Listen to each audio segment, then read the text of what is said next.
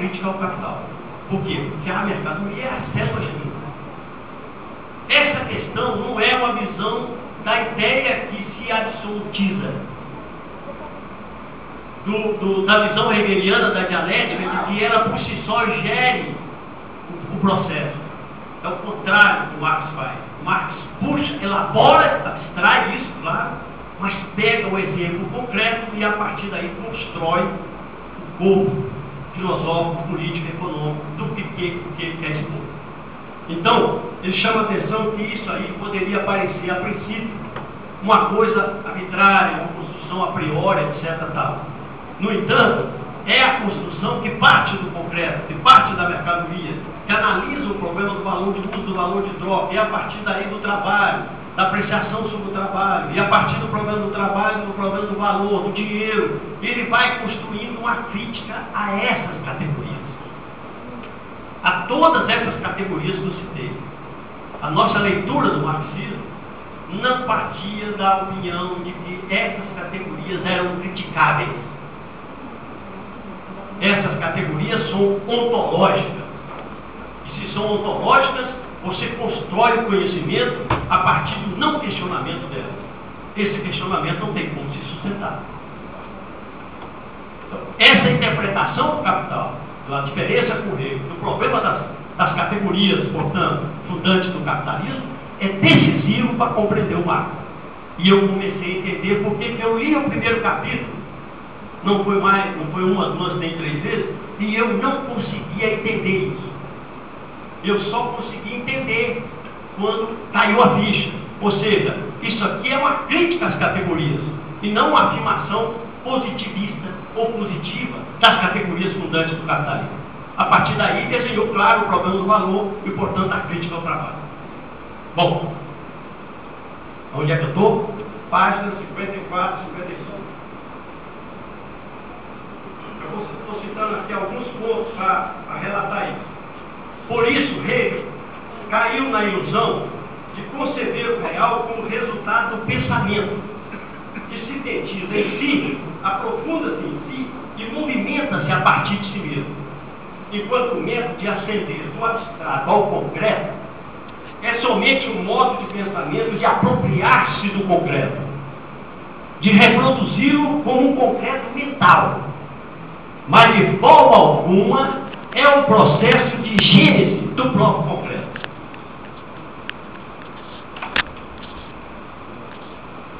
A economia política, portanto, né, aqui vem a observação,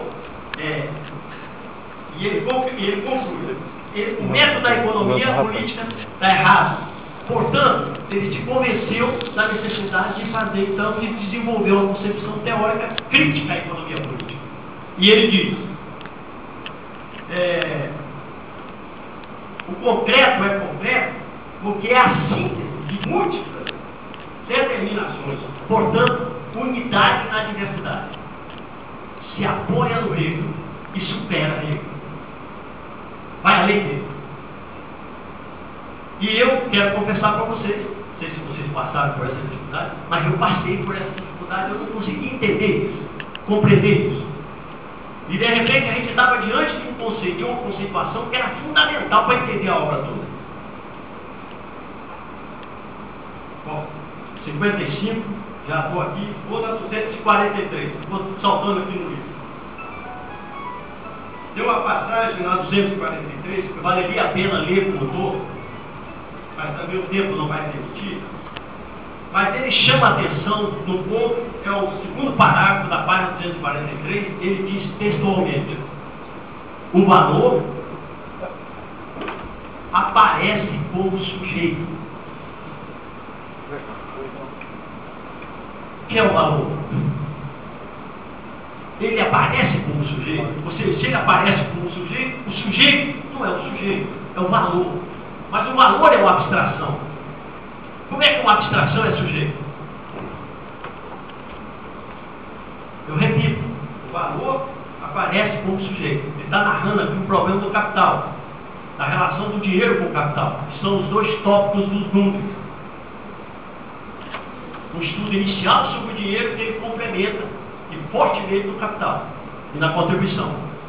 É como se ele dissesse, se nós estivéssemos diante aqui de um laboratório, onde o homem está solto no pensamento, ele não está preocupado em publicar aquela obra, é um rascunho, ele se solta, ele vai e volta, ele se pergunta, ele se questiona, e ele mede força com o processo de conhecimento da época, e vai atrás desse negócio, e fica um negócio assim de escrever manuscritos, 1000 e tantas páginas, 1000 e tantas páginas, vivenciando um processo de crise do sistema, querendo responder à crise, porque percebia naquela crise a possibilidade de superar o sistema, e procurava se desenvolver um esforço imenso de elaboração, exatamente, para traduzir o tipo de análise, o tipo de argumentação, de fundamentação que ele estava percebendo. Nesse sentido, vale a pena reproduzir um trecho do tradutor da peça, tocado, emocionado na tradução, evidentemente, pelo conhecimento que o Marco Bayer e da equipe tem com relação ao capital e outros materiais. Ele diz o seguinte: vivendo em extrema pobreza, permanentemente sitiado por credores, cliente habitual de lojas de penhor, castigado por vários problemas de saúde e devastado pela morte prematura de 4 dos seus 7 filhos, deserto em virtude das condições materiais em que vivia a família. O que de fato surpreende é como ele foi capaz de produzir nestas circunstâncias não só um trabalho magnífico, uma das teorias científicas mais importantes e influentes de todas as épocas, mas acima de tudo uma obra motivada por uma paixão genuína pelo ser humano. Os caras ficam assustados. Isso aqui, ó, os manuscritos disso aqui que rodaram um período imenso e que foi perseguido e não sei o que, para poder vir a lume em 39. Alguns dos responsáveis por isso foram mortos nesse desempenho dessa atividade. Teve gente que guardou isso com uma preciosidade impressionante para chegar o momento oportuno de publicar e editar. Copiavam do próprio manuscrito para poder ter acesso, porque a letra era miúda, era difícil de ser entendido. Então são milhares de páginas. O Rubel, Maximilian Rubel, disse que não entende essa loucura do Marx de ir para o museu, né? Porque ele empenhava o paletó dele, o casaco dele, aí quando tinha que entrar no museu, tinha que entrar e ia atrás do casaco. Inclusive alguns historiadores acham que essa história do casaco, o primeiro capítulo, que ele comprava o casaco com o tecido, o pano, o algodão, etc., deve ser em função disso, onde ele estabelece a comparação de duas mercadorias e na comparação, na troca, ele vai localizar o problema do valor do trabalho novo. Então, é um esforço assim impressionante. E você tem páginas de redação, inclusive aqui, como ele está solto, você dança, você vai, você vê, você tem um processo de leitura, de aprofundamento, é uma coisa assim impressionante para o cara na época, nas condições que ele viveu. Muito adversas, para produzir uma fundamentação que o Marx produziu. Bom, nós estamos destacando a importância da obra. Essa obra virou a nossa cabeça, digamos assim, contribuiu fortemente para isso. Nós vamos fazer referência pelo trecho. Mas, por uma questão de honestidade, nós temos que trazer aqui a opinião contrária disso. Quando nós descobrimos e começamos a divulgar, em 93, nós divulgamos aquele texto do Martin Nicolau, é quem apresenta a tradução em inglês e em espanhol, e parece que em francês, em italiano também, e Napoleão e outras pessoas, né, que estavam na época preocupadas com isso, mas em particular o Martin Nicolau produziu uma introdução, uma apresentação do que ele chama o Marx desconhecido. E ele, empolgado com a leitura do rascunho, ele vai desenvolver que os 15 melhores anos da vida do Marx estão ali. E ali esconde tesouros que não eram do conhecimento de todo mundo. Que o livro guarda raridades, que o livro guarda opiniões, fundamentações, avulsos, imaginações, que as obras que saíram editadas, etc., tal por ele, acompanhadas pelo Marx de vida, não continham a riqueza, a profundidade, a amplitude e a beleza que os trechos do livro contêm. Então, essa questão, e em particular do trecho, nós tivemos condições de vivenciar isso, mas vivenciamos isso em espanhol. E a leitura do espanhol, de alguns companheiros nossos, precária. Então, nós ficávamos batendo com esse negócio para ver como é que fazia. E esse negócio não estava contemplado no Capital. A primeira coisa que nós tínhamos que fazer foi ler o Capital de novo. Como é que tinha passado? Não encontramos a passagem. Mas que diabo é isso? Nós estamos doidos? Como é que ninguém falou nisso? Não estávamos convencidos que nós, no Ceará, em Fortaleza, tínhamos descoberto a pérola que ninguém no mundo tivesse descoberto. Não fazia sentido. Inclusive com autores que tinham tido acesso à obra há muito mais tempo que nós, que dominavam as línguas. E nós não tínhamos isso. Então, esse negócio não tinha explicação. Mas não está contemplado na obra, como é que se explica? Na pesquisa, nós notamos no capítulo, no livro 3, uma passagem que dá a referência. Mas não é a mesma coisa, não é a mesma intensidade, não é a mesma oportunidade e não é a mesma prospecção da barreira do capitalismo.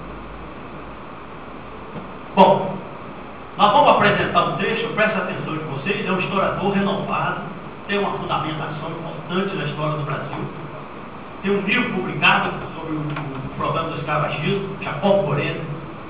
Ele produziu um livro, tem livros e comentários acerca do problema da luta contra a ditadura, foi um membro de partido clandestino, também revolucionário, uma pessoa que tem uma fundamentação teórica, e foi o responsável pela publicação do Capital, em 5 volumes, pela Nova Cultural. Foi ele que apresentou a obra. E na apresentação da obra ele faz referência ao trecho dos números.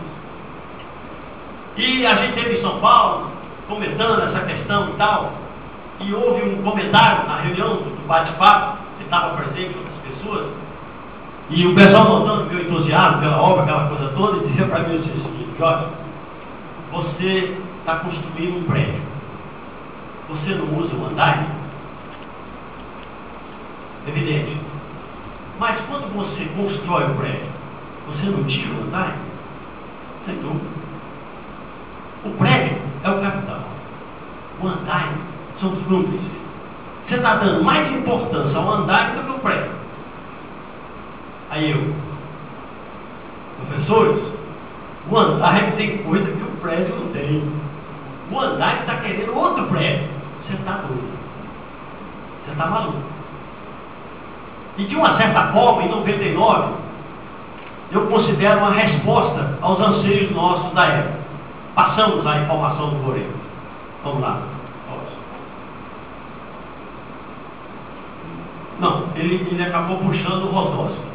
Vamos ler Rodósio, porque o Rodósio já chama a gente para o voo do trecho do mar.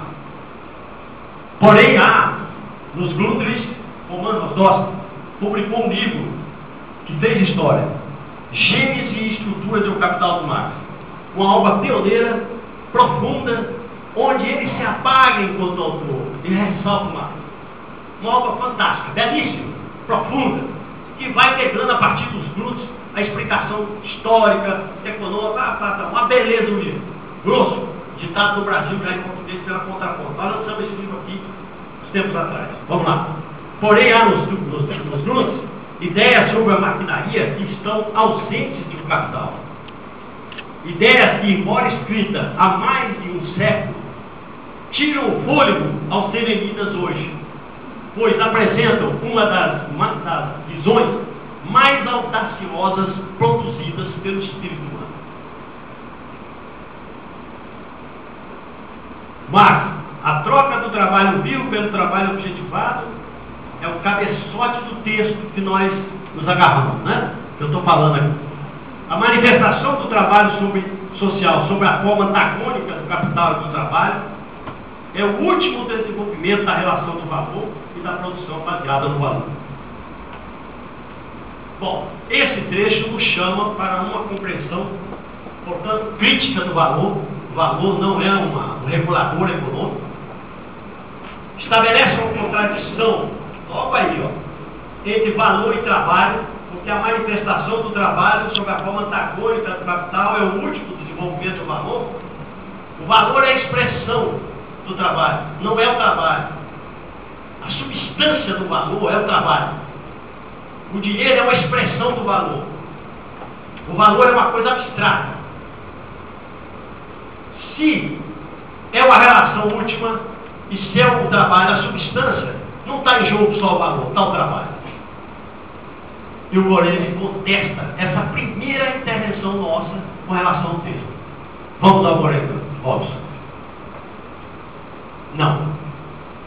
Tem que passar aí para frente, porque não sei nem se está. Peraí, para trás. Aí. Não, voltando. É um livro chamado Marxismo e Utopia, capítulo 18, ele está aqui na referência, onde ele pega uma passagem, ele vai discutir o problema da produção da mais-valia relativa e vai localizar o problema de que isso leva a uma queda tendencial da taxa de lucro. Evidentemente que isso leva à desvalorização, mas do ponto de vista da marca de lucro, o sistema se mantém, porque há tendências e contra-tendências, e portanto essa análise tem que ser levada em consideração do ponto de vista do fluxo, do desenvolvimento, dos desafios. Tem gente da esquerda que acredita até que o próprio capitalismo coloca as crises para poder se desenvolver, para superar esse tipo de coisa. Então, ele vai explicar que nos Grundrisse, o próprio Marx, estou lendo lá para a gente, fez uma antecipação intrigante dessa formulação que está aí, que nós vamos reproduzir como todo. Refletindo sobre o custo do capital em busca da mais-valia relativa, mediante aumento incessante da produtividade do trabalho, Marx considerou que chegaria a situação em que o valor novo adicionado por unidade de produto seria tão insignificante e mesquinho que a averição pelo critério do valor se tornaria insustentável. Prossigamos. Diante do imenso acúmulo do trabalho morto, o trabalho vivo estaria reduzido à mera supervisão e manutenção do sistema mecânico. O lucro seria um resíduo desprezível. Me pede volta. Não.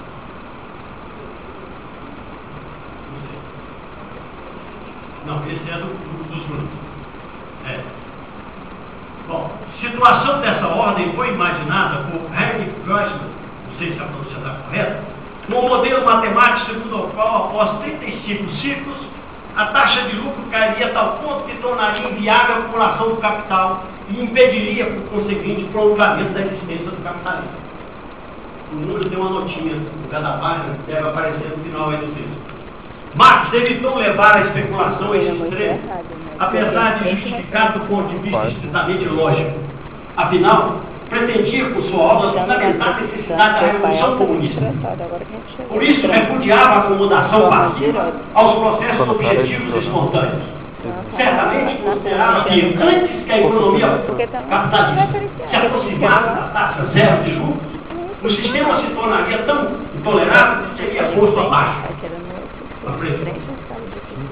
Todavia, não deixa de ser sintomático sua atitude diante do trecho dos Grundrisse, acima citado, no qual coloca a perspectiva de redução do valor novo adicionado por unidade de produto a um resíduo insignificante.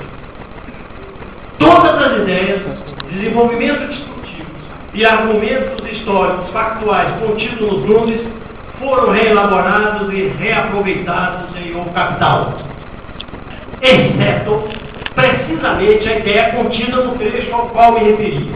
Dela não há vestígio mais no Opus. Continuando. E se compreende que Marx arquivasse um rascunho que obviamente não pretendia dar a público. Supor a situação em que praticamente desapareceria o valor é supor ao mesmo tempo o desaparecimento da mais-valia. Por conseguinte, a cassação da exploração do proletariado. Mais ainda, o desaparecimento do próprio proletariado, na acepção marxiana. Se tudo isso pudesse ocorrer sob a dominação do capital, a revolução deveria ser dispensada. Mesmo porque, sem o proletariado, deixaria de existir o agente social ao qual Marx atribuiu o papel do sujeito da revolução comunista. Cairia por terra a elaboração discursiva desenvolvida pelo autor do capital, com esforço simultaneamente tão genial quanto exaustivo. Você quer entender, cara? Né? Marxismo e Utopia, capítulo 2, lei tendencial e contra-tendência, a queda da taxa média de lucro, trecho pago os dois pontinhos citados, elementos fundamentais para a vida da economia política, volume 2, e a apresentação dele no bloco cultural da edição 5 volumes do Carvalho. Se o Moreno estiver certo, toda a conceituação da crítica radical está perto dela. E eu estou propondo, eu chamei esse propósito para que nós pudéssemos aqui ter acesso a um tipo de abordagem que é uma diferença profunda e radicalmente grande entre uma concepção e a outra. Inclusive essa concepção deu margem a que nós fôssemos acusados do espontâneo, de não ter o sujeito, de não acreditar na revolução, de não sei o que, não sei o que, não sei o que, de negar o marxismo, de não sei o que é o Marx, e por aí afora vai. Certo? Continuando. Eu queria que você voltasse ao ponto do trabalho. Como no trecho que foi colocado, está atrás, não sei. Bom, está aqui, já começou. Bom, como nós estamos falando do problema do trabalho, da crítica do trabalho, e como o problema do trecho permite começar a imaginar ou questionar a problemática do trabalho, eu quero dizer para vocês a dificuldade que nós tivemos, era uma dificuldade visceral, técnica. Quando nós começamos a perceber que o Marx não era a defensão do trabalho, era a crítica, estava em jogo a nossa concepção da revolução, estava em jogo a concepção do trabalho, estava em jogo a sociedade, estava em jogo a vida nossa, em função de um objetivo revolucionário. A pele recusava.